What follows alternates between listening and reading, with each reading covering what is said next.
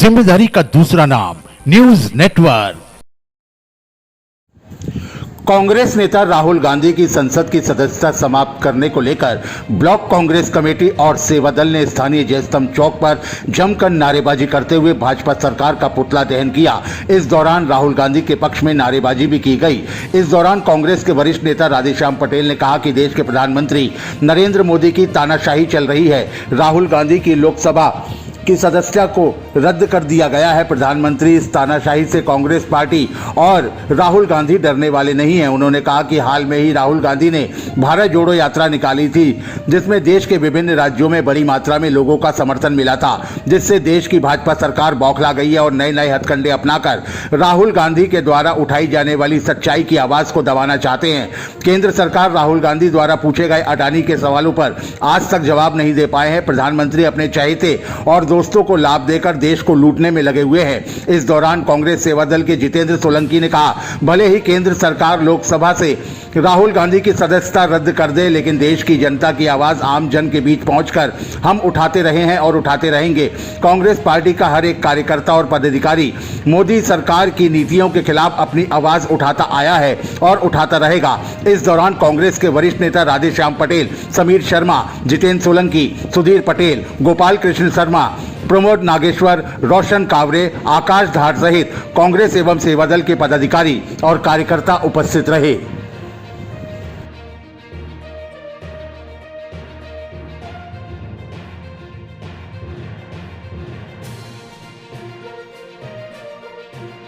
अब भाजपा सरकार का विरोध कर रहे हैं। सरकार का कहना है ये फैसला तो कोर्ट का है।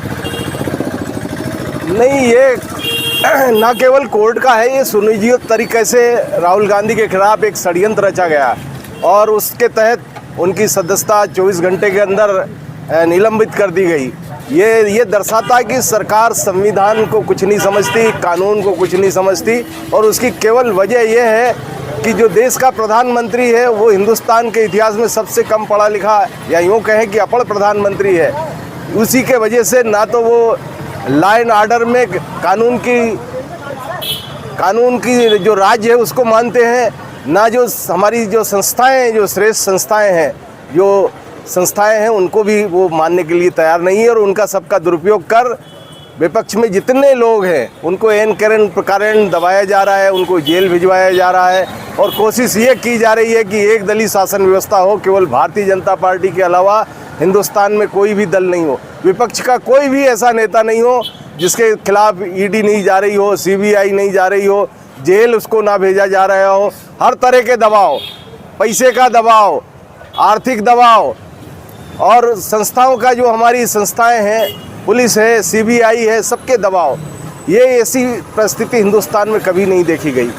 आज हिंदुस्तान में, ये हिंदुस्तान के इतिहास में पहली घटना है कि विरोधी की सदस्यता 24 घंटे में निलंबित कर दिया गया, उनको अपनी सदस्यता से पदच्युत कर दिया गया।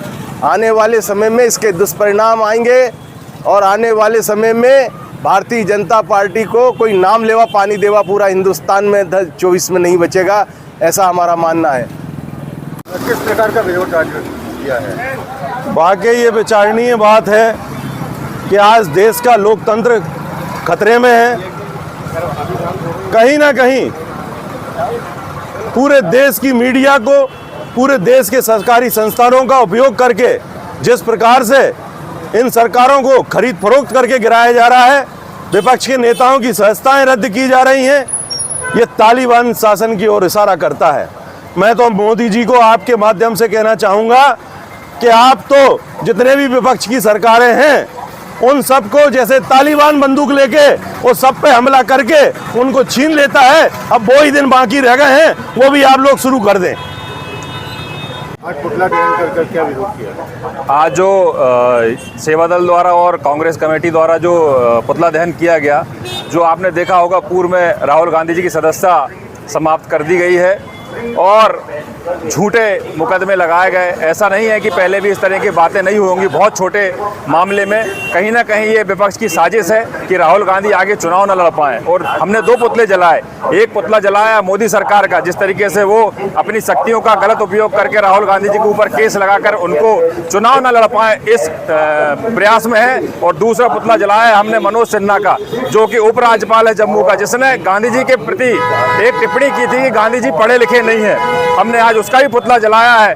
किस तरह की मानसिकता के लोग भाजपा में हैं, जो आज महात्मा गांधी के ऊपर भी उंगली उठा रहे हैं सिर्फ अपने नेता को बचाने के लिए। जो इनका नेता जो पढ़ा लिखा नहीं है, प्रधानमंत्री, सबसे कम पढ़ा लिखा प्रधानमंत्री आज देश के अंदर बैठा है। और इस तरीके के जो हरकतें हो रही है, कहीं ना कहीं जनता को समझना पड़ेगा, एक साथ आना पड़ेगा। जैसा विपक्ष एक साथ आ गया, पूरी जनता को एक साथ आना पड़ेगा और इनको मुंह की खानी पड़ेगी कहीं ना कहीं। अब कांग्रेस की आगामी रणनीति क्या रहेगी विरोध को लेकर? कांग्रेस की आगामी रणनीति ये रहेगी कि जब हमें सदन में अगर नहीं बोलने दिया जा रहा है तो हम इसी तरह रोडों पे बोलेंगे। क्योंकि राहुल जी ने जो कहा था कि भाई आपने हमारे ऊपर जो भी आरोप प्रत्यारोप लगाए हैं, तो मैं भी उस सदन का एक सदस्य हूँ, तो मुझे भी उस सदन में मेरे ऊपर लगे आरोपों का खंडन करने का मौका दिया जाए। लेकिन खंडन करने का मौका ना देते हुए उनकी सदस्यता ही रद्द कर दी, क्योंकि राहुल जी की लोकप्रियता को मोदी सरकार कहीं से कहीं तक पचा नहीं पा रही है और इस वजह से उनने 24 घंटे के अंदर उनकी सदस्यता को रद्द कर दिया। सरकार का कहना है कि उन्होंने तो ओबीसी समाज का अपमान किया है, पूरे ओबीसी समाज। नहीं, कहाँ अपमान किया? वो तो ओबीसी के लिए लड़ाई लड़ी है, ओबीसी का अपमान करने की तो बात ही नहीं उठती। कहाँ ओबीसी का अपमान किया? ये तो उनने आरोप लगाया केवल उनको बदनाम करने के लिए।